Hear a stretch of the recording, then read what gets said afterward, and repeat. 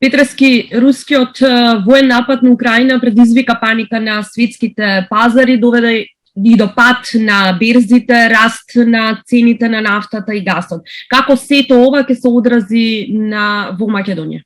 Од економска перспектива во претходните денови она што го дискутиравме беше за да кажам ефектите од постојање на една тензија, напнатост, но некако не верувавме дека инвазијата ќе се случи толку брзо.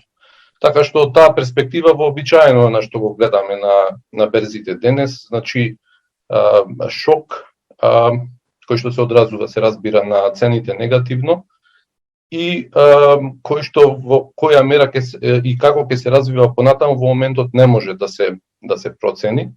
Секогаш нели во движењата на цените на пазарите го гледаме оној ефект на еден нагол пат кој што потоа во следните денови веројатно дел ќе се коригира, меѓутоа како ќе се развива понатаму во многу ќе зависи од интензитетот, сериозноста и траењето на инвазијата и како целата ситуација ќе се развива. Ние како економија не сме директно зависни ниту од Украина, ниту од Русија, бидејќи уделите на трговијата со нив се многу мали во нашата вкупна трговија, меѓутоа овие индиректни ефекти стануваат особено значајни, бидејќи ние сме зависни од европската економија која што ќе ги трпи тие последици.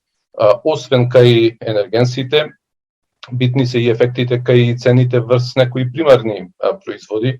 Например, Русија е извозник на никел, на алуминиум, на паладиум, значи на повеќе метали, додека Украина е извозник на житарици.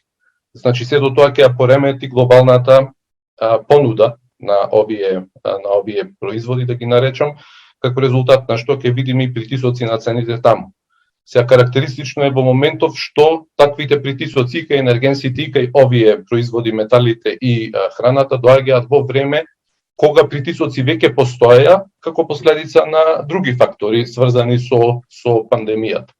Така што она што претходно го предвидувавме дека ќе настане балансирање кај понудата и побарувачката на ваквите производи во текот на 2022 година, сега веќе произлегува дека не важи затоа што имаме нов шок и нов притисок кај таквите цени. Тоа за нас е особено важно, бидејќи тие ценовни притисоци секако тука ќе се прелеат и ќе се почувствуваат многу брзо. На кој сценарија треба да се подготви македонската влада и што всушност стои на располагање? Ќе треба да се ревидираат и самиот кажавте оние прогнози кои што ги имавме и во делот на инфлација, но и веројатно и во останатите економски параметри. Главниот, да речам, среднорочен до долгорочен ризик е дека ќе предизвика негативен ефект во однос на растот, првенствено на европската економија, на глобалната економија, преку тоа и на нашата економија. Така што сега во, да кажам, прогнозирањето околу растот дома и значи растот на БДП и растот на цените, сега ќе треба тие да ги ревидираме земајќи ги предвид овие нови околности и сите консеквенции кои што произлегуваат околу тоа и во поглед на буџетот и во поглед на она што ние веќе го трошиме за да се справуваме со енергетската криза и во поглед на тоа како треба да ги заштитиме најранливите граѓани.